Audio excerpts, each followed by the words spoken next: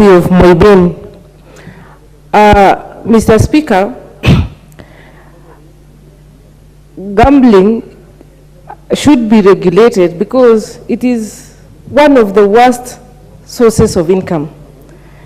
Mr. Speaker, in my many years in this country, Kenya, I'm yet to find a number of millionaires who have benefited from betting.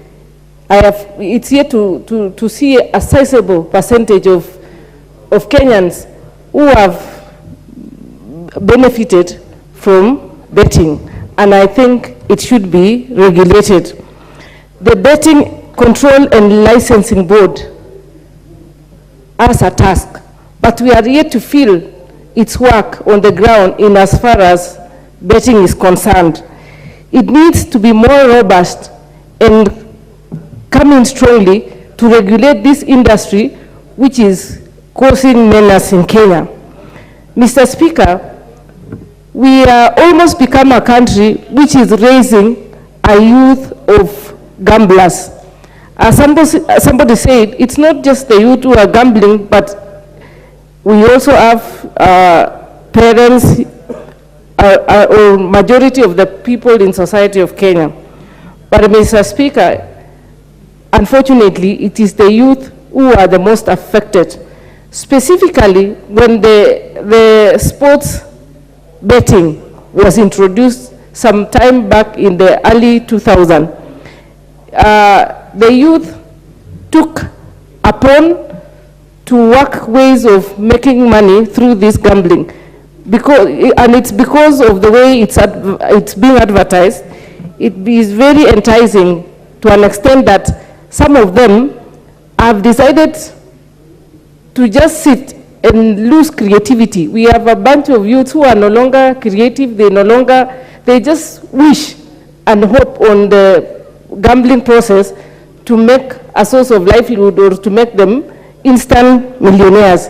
And this gambling business is something which is covered in sheepskin. It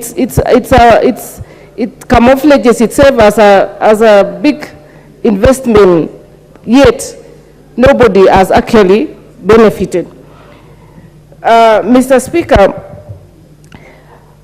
it is not just, this gambling is not just robbing the rich and the poor, but it is something which is affecting both caliber of people in society. And hence, if it is not regulated, the consequences which we are going to have in the near future, we will have a nation of gamblers, people who are not creative and just waiting to rob, to make money from gambling. And remember, I said before, I've never come across millionaires who have just made their source of, who have succeeded by just sitting down and betting. Mr. Speaker, sir, we know the consequences of betting, especially for those young people. Most of them, in the hope of making or becoming instant millionaires, have invested all their earthly earnings. We have students who, instead of going to school to pay school fees, they have resorted to chancing in the gambling, hoping to make money, and as a result, they have dropped out of school and they are just sitting at home. We have had cases of some of them committing suicide because they have lost everything. We have even had senior members of our society, we have had parents who have become victims of this betting, and they have lost all their earthly belongings, and they are stressing, and some of them even decide to take their lives away. So, Mr. Speaker, sir, I support this motion that this betting business should be regularized, and social marketing campaigns should be enhanced so that people know the consequences of betting. And if that is done, those who will participate will do so knowing the consequences. But most of the times, the betting is camouflaged with very nice stories, very nice images, very nice success stories, which in essence, it is not right.